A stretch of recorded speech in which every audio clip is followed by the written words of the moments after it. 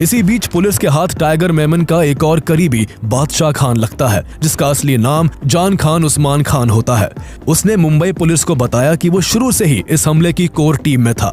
उसे पाकिस्तान भेजा गया था, जहां उसने एक्सप्लोजिव्स को हैंडल करने और बॉम्ब मेकिंग की ट्रेनिंग ली थी। पाकिस्तान से लौटने के बाद टाइगर मेमन ने बिग स्प्लैश होटल में दिसंबर 1992 के अंत में एक मीटिंग रखी थी, जहां पहली बार इस हमले की साजिश तैयार की गई। बादशाह खान ने पुलिस को यह भी बताया कि सीरियल ब्लास्ट को अंजाम देने के लिए 12 से ज्यादा जगहों पर सर्वे किया गया था। उसने खुद कम से कम 6 बार अलग अलग रेकी की थी। बॉम्ब्स को अल हुसैनी बिल्डिंग में टाइगर मेमन के घर पर असेंबल किया गया था। हमले के दिन उसे ग्रेनेड अटैक करने की जिम्मेदारी दी गई थी और उसके चार्ज में वही मारुति वैन थी जो मुंबई पुलिस के हाथ लगी थी, जिसमें राइफल्स और ग्रेनेड्स भरे हुए थे। उसने बताया कि जब काम को अंजाम देने की बारी आई तो वो घबरा गया था और एक्सप्लोजिव से भरी गाड़ी को वही छोड़कर भाग गया था। अब तक केस से जुड़ी काफी जानकारी पुलिस के हाथ लग चुकी थी। जहां पुलिस की एक टीम इस केस से जुड़े लोगों को इंटरोगेट कर रही थी, तो वही पुलिस की दूसरी टीम मिल रही लीड्स को फॉलो करते हुए जगह जगह छानबीन कर रही होती है। 30 मार्च को पुलिस के हाथ जावेरी बाजार के पास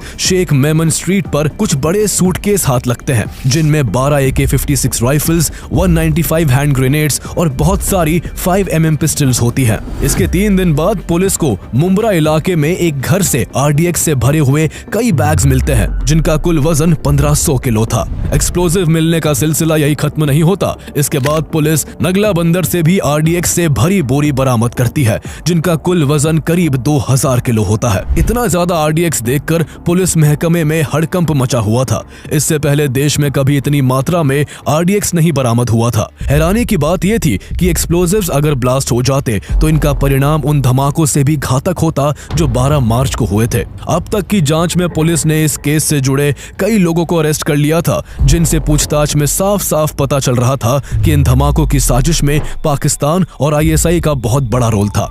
ये सब RDX पाकिस्तान से ही आए थे, लेकिन पुलिस के सामने सवाल ये था कि पाकिस्तान से मुंबई में आखिर इतनी बड़ी मात्रा में RDX कैसे पहुंचा। पुलिस इसी सवाल के जवाब को जानने के लिए कस्टम के कई ऑफिसर्स को इंटेरोगेट करने लगती है। इसी दौरान पुलिस इब्राहिम आलियास बाबा मूसा चौहान को भी अरेस्ट करती है। बाबा चौहान ने हथियारों को डिस्ट्रीब्यूट करने का काम किया था। जब उससे पूछताछ हुई तो उसने बताया कि इस साजिश में न केवल टाइगर मेमन और पाकिस्तान की ISI का इन्वॉल्वमेंट है, बल्कि गैंगस्टर दाऊद इब्राहिम, उसका भाई अनीस इब्राहिम और उसका करीब